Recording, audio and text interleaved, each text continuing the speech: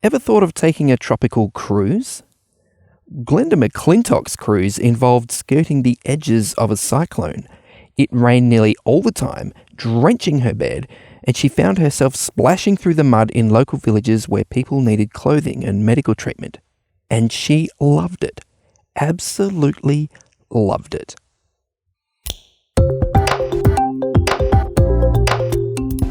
This is Signs of the Times Radio with Kent Kingston.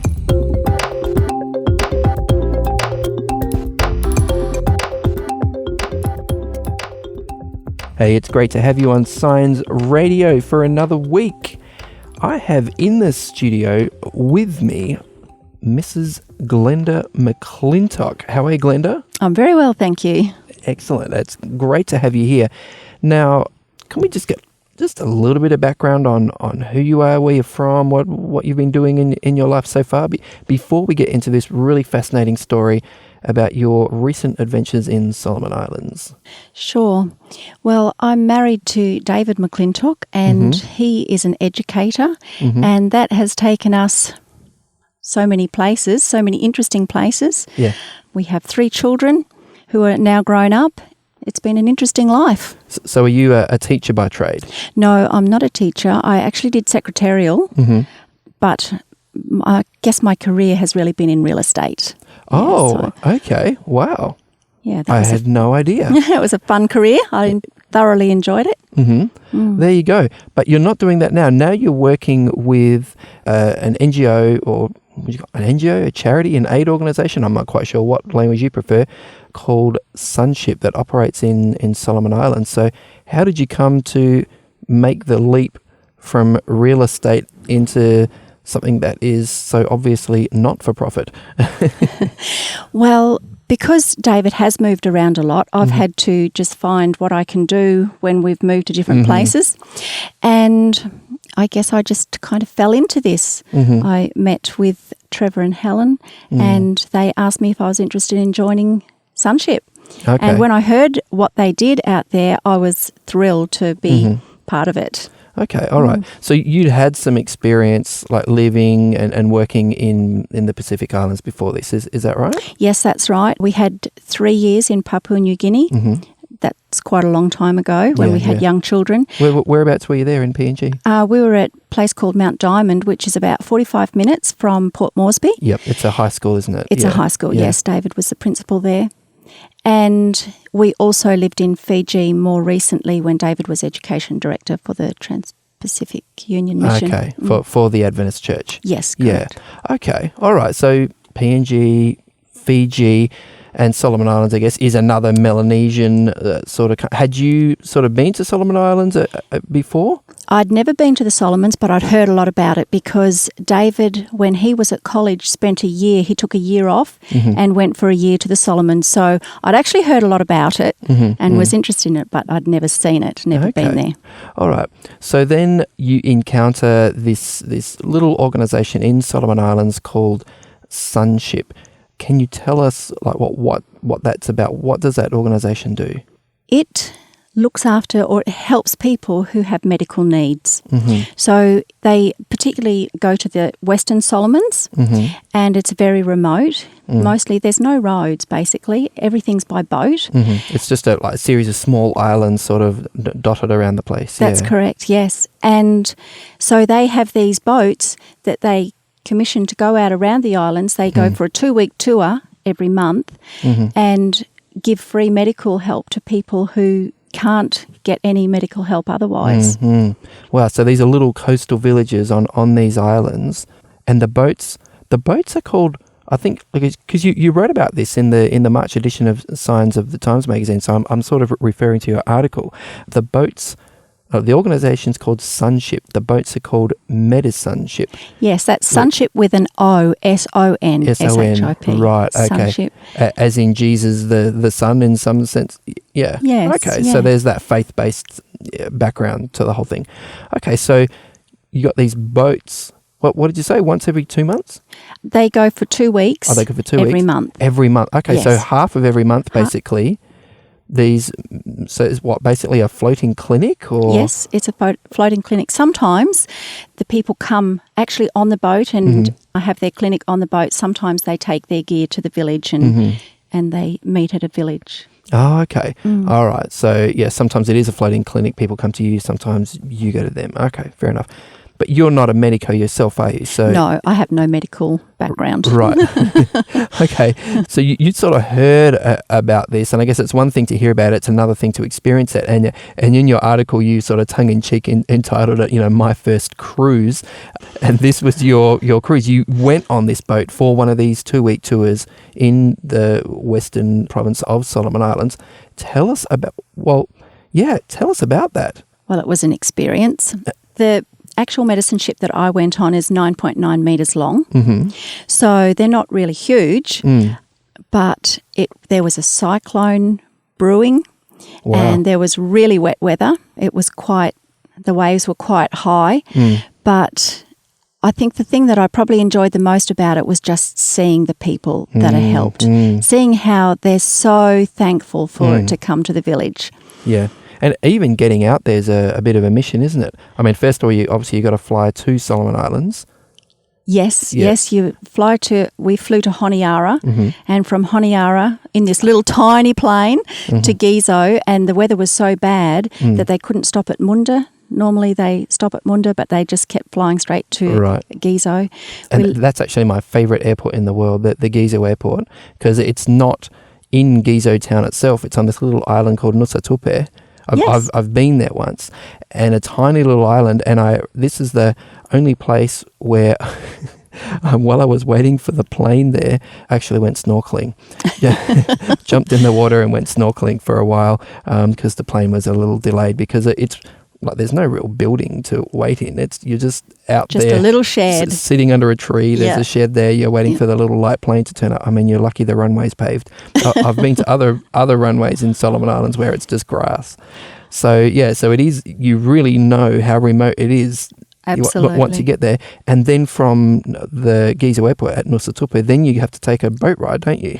Yes, well, we were fortunate because we had the medicine ship come and meet us with the crew. And so they picked us up from the airport and took us back to Merisu, which is the headquarters. Right, which is on the island of Kolombangara. Kolombangara, yes. Which I think, if you look at it on Google Maps, you can see it's a volcano island. Like, it's a big round thing. You can see a crater in the top. It's which is like very fertile. It's very beautiful green jungled island. Fantastic. It's lovely. Okay, so you went back to the island of Kolombangara where HQ is. Yes. And that's a fairly sort of remote. I mean, what's in the way of traffic or hospitals or facilities there? I think they have a little clinic that is staffed by a nurse. One nurse. I think, as far as I know, it's only one nurse. It could be two. I'm not sure. I'm not 100% sure. So a very small clinic. Very small clinic on the island, and I don't know. There could be other. There could be other clinics around. I'm not sure, but that's the only one I know of. Wow. Okay. So I guess if that is the case, if it's similar to that on a lot of other islands, it makes sense that, I mean, how would you get to medical help if you were sick? I mean, transport there is basically by canoe. Which were either actually physically paddled or with some sort of outboard, or because they call larger boats canoes out there in Solomon Islands, don't they? Yeah, they have a lot of what they call ray boats. So it's like what we'd say is a canoe, and it might carry 8 or 10 people, and they usually have an outboard on the back. But they do have a lot of dugout canoes. Because some of the girls at Merisu, at the headquarters there, they go across to the school and they just paddle their little dugout canoe across to school every day and back. It's quite interesting seeing all these little canoes all heading to the school. Yeah. You wouldn't even bother bringing a car to an island like that, would you? There would be no point. There's no road. No road to drive on. No. I think I saw a tractor there and a ride-on mower, and that was about it. So just to get a picture, beautiful, lush waving palms, rainforest, all this beautiful sort of stuff. Sand, or not all sand, but some sand, and the colour of the water out there is just magic. It's aqua, and it's beautiful. Yeah, yeah. Are you a snorkeler or a diver yourself? Are you, like, Not really. Get out there on the reef? Not really, but I can appreciate the beautiful water. From a safe distance.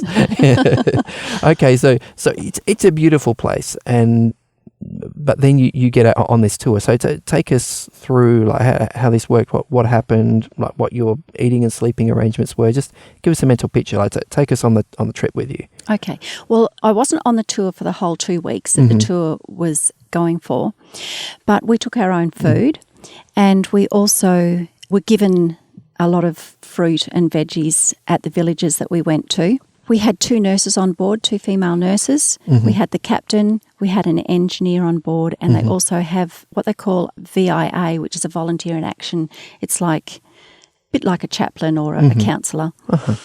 So we took off, and it was quite rough and quite wet, but we came to our first village and we got there too late that night. Or first of all, we went to Gizo actually to pick up supplies, refuel and whatnot, and then we headed out to the first island. And that's what, was it like 3 hours over the ocean? Yeah, a couple of hours. Oh, yeah, I think it was about 2 hours. Yeah, yep. When we got to, it was too late that day to do our clinic.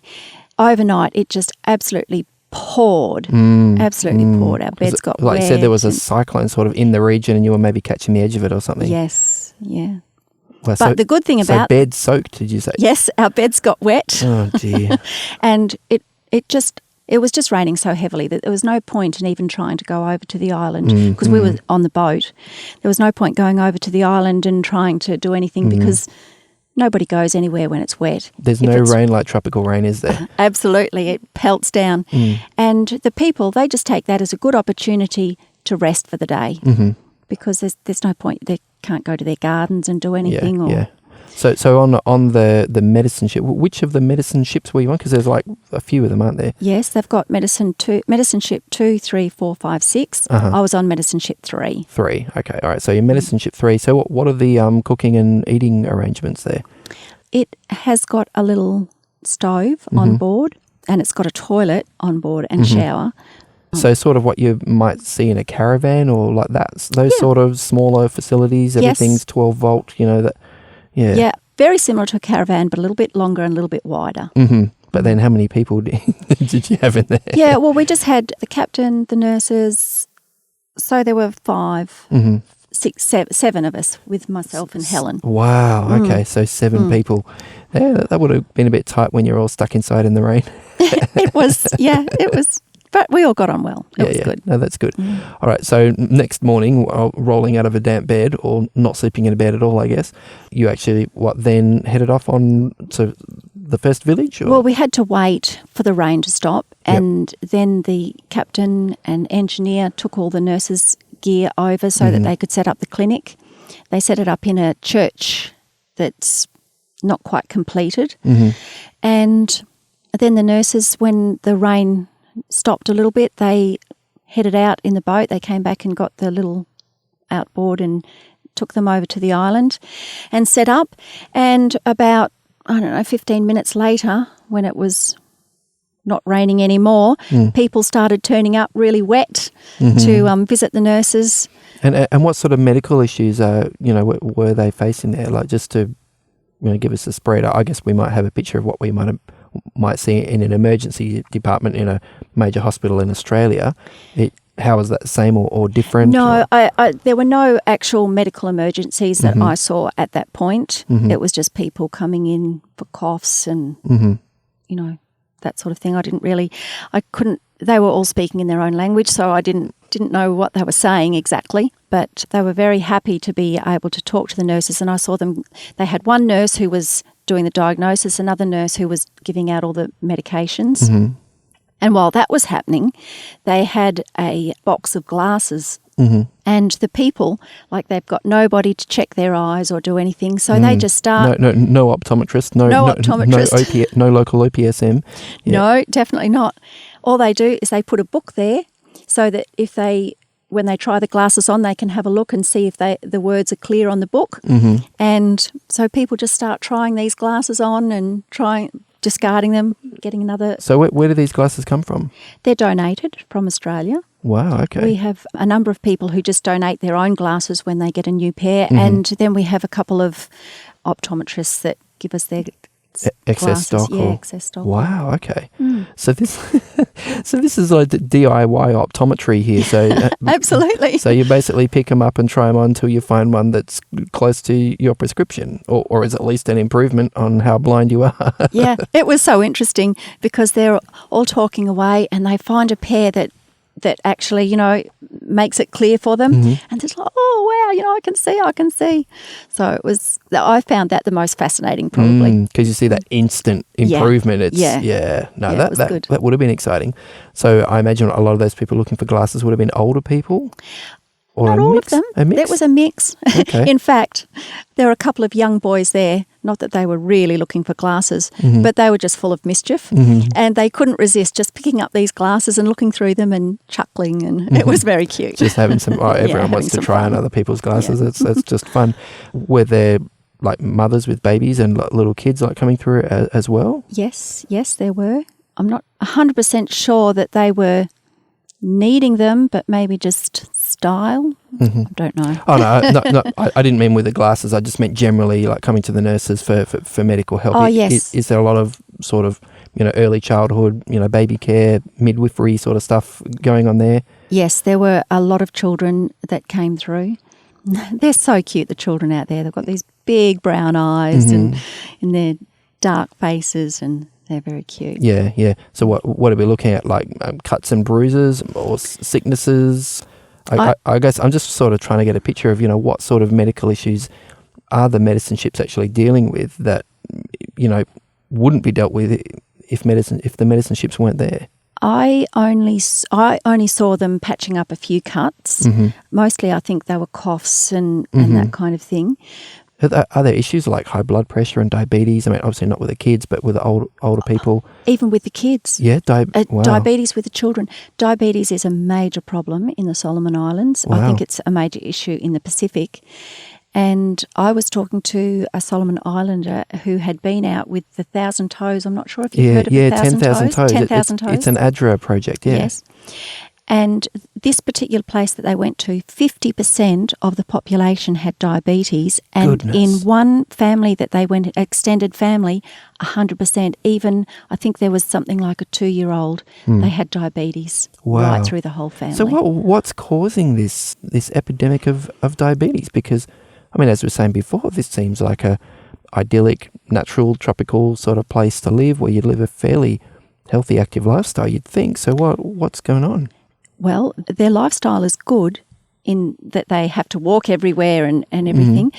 But I think the biggest problem is Western food. They get their garden produce, they take it to the market and they sell it and they buy white rice. Ah, right. And so they sell all the good food and start eating the food that's not so good for them. Oh, wow. Okay. So, and that's obviously a widespread problem. If, like you say, there are places where 50% of the people have, and this is type 2 diabetes we're talking about, this is lifestyle-related diabetes. And this is something I understand that's happening in the Pacific that, in the past, like decades or 100 years ago or so, there was a lot of infectious diseases, pneumonia, malaria, and of course those things are still an issue to a certain extent.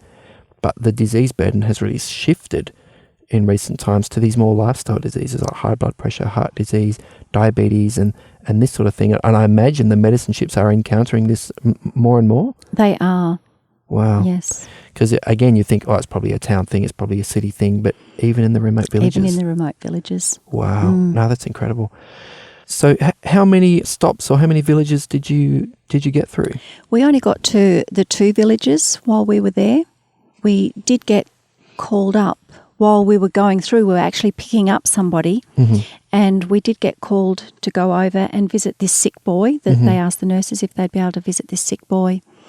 So, of course, they went over and saw him, and he had a bone cancer in his knee. Very, very bad. His knee was swollen to the size of a balloon. Wow. They asked if they would be able to do a hemoglobin count. But they weren't able to do that because they didn't have the equipment. So they were only just able to give him some painkillers. Wow. unfortunately that boy has since died. Yeah. Yeah.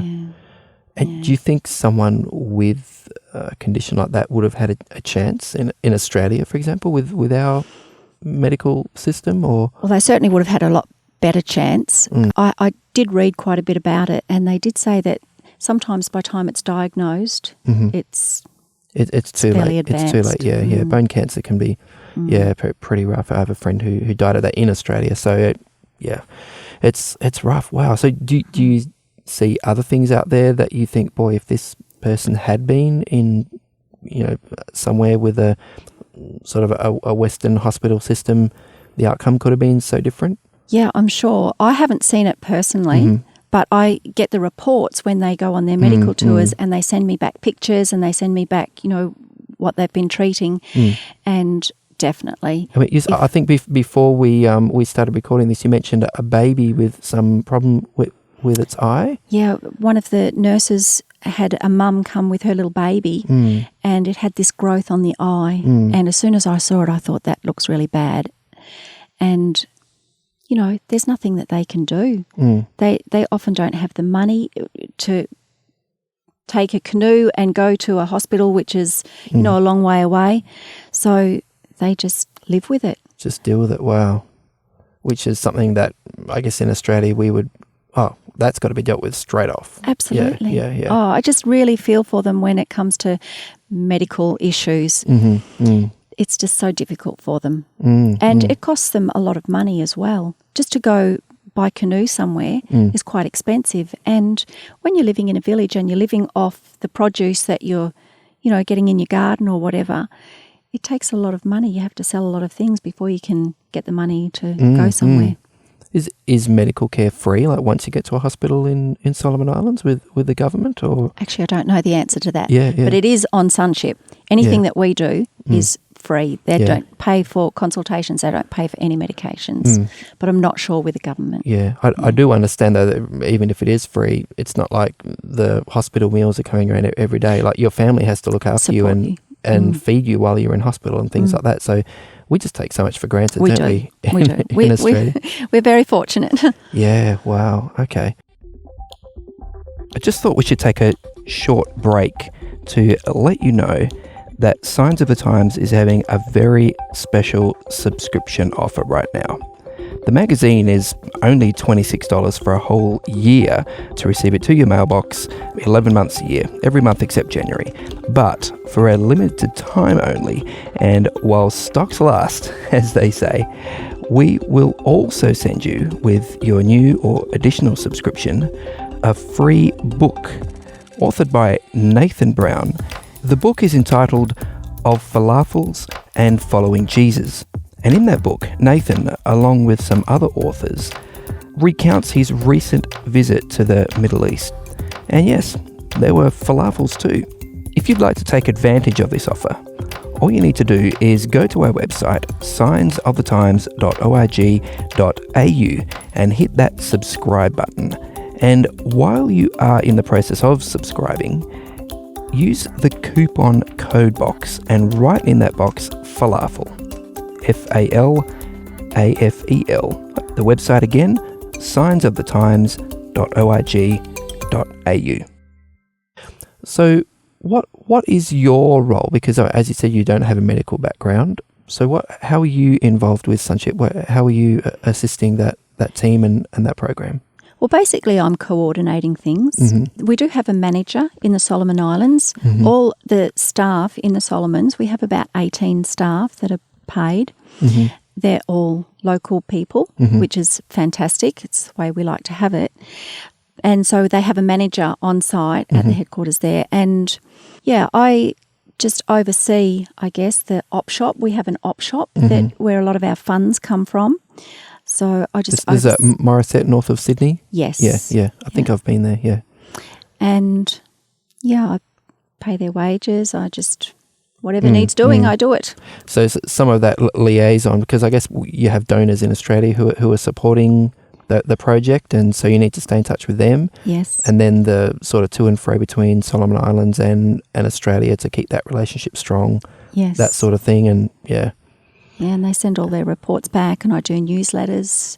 So the newsletters look after the website. Wow. So how many, for about how long has this program been happening? Is it a new thing or been going for a while? No, it's been going for quite a while. I think it was 2003 that they started. And in that time, they've treated over 120,000 people.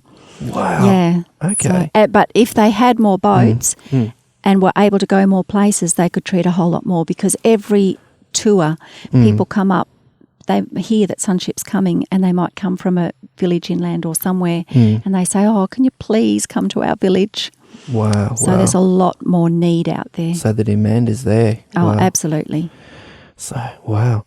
So how many boats are actually going out right now on regular tours? We've got 4. 4, okay. Yes, yeah. And the 5th one is an ambulance boat. Right. So it's very fast. So if there's an emergency, they can call on that boat. And so fast or small, a water ambulance. A water ambulance, yeah. There you go. That's Medicine Ship 5. Yeah, no, that's incredible. I mean, it's fascinating just to see this journey that you took through your eyes and to understand, what Sunship is doing. But if people want to know more about Sunship, or if they want to donate, I assume you could use donations to help meet this demand or expand the program. Where can people go to find out more and to give you a hand? Well, they can go onto our website, which is sunship.org.au. Yeah. And they can get information there. They can also get in touch with me. Our email's there, and I can give them any further information if they require it. Wow. But like you say, you have local people there on the ground doing the work. So it's not as if you need medical people to go over there and do the work. The work is being done by capable people already. Yes, we do have the nurses go out on the boats. Occasionally we have a doctor who volunteers his time and goes. Doctors, if anybody wanted to volunteer as a doctor and go out on a tour, that would be fantastic. But nurses, we're catered for. Great with that. And in terms of glasses, do you need more glasses? We always can do with more glasses. Yeah. Yes, definitely. We have quite a lot of people who donate bandages and things like that. So they might have gone out of their use-by date. And so we have quite a few people who donate them, which is fantastic. We can always take more of those. I'm still struggling with the idea of a bandage having a use-by date. Exactly. That's why we can use them. That's just crazy. So if there are, if people have medical supplies and things like that are still, obviously good, and usable, that's something you can use. Do you take out what containers of things from time to time? Yes. We send out containers every now and again when we get enough goods, particularly of the medical supplies, because it's expensive to get them over there. Okay. All right. So sunship.org.au if you want to find out more about that or offer your support. Thanks so much, Glenda. I really appreciate you coming into Signs of the Times Radio this week and for sharing your story. It's just another world, just so different from how most of us live here in Australia. Thanks for giving us just a glimpse into your cruise through paradise. Thank you very much. Today's episode was based on an article appearing in this month's Signs of the Times magazine. A subscription is just $26 for 11 issues a year. To find out more, visit signsofthetimes.org.au. Signs of the Times has been published in Australia since 1886 and is proudly produced by Adventist Media. This is an Adventist Media podcast.